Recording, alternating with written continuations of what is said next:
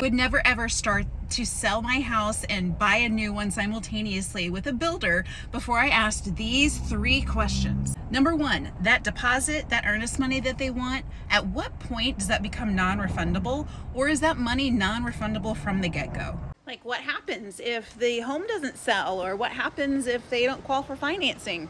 Like, when does that money become refundable or not refundable? Number 2, since we are talking about a contingency here, buying and selling simultaneously, is when does the buyer's house have to be on the market? At what date?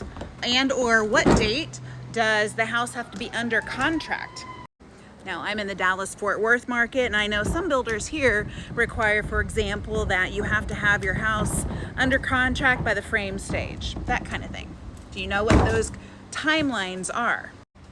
And number 3, just because they told you it was going to be 8 to 11 months for the job to be complete, what happens if it goes well beyond that? Do you have a contingency plan for yourself? Because the builder, chances are, in their contract is going to say that they don't have control over things like material shortages. What happens if another pandemic strikes again and suddenly materials are hard to find, or labor, that kind of thing? And bonus question number 4, in the same lane as those thoughts about material shortages, and what happens if the price of lumber skyrockets? Can they pass those costs on to you? I would want to know that, because that could directly impact your purchase price.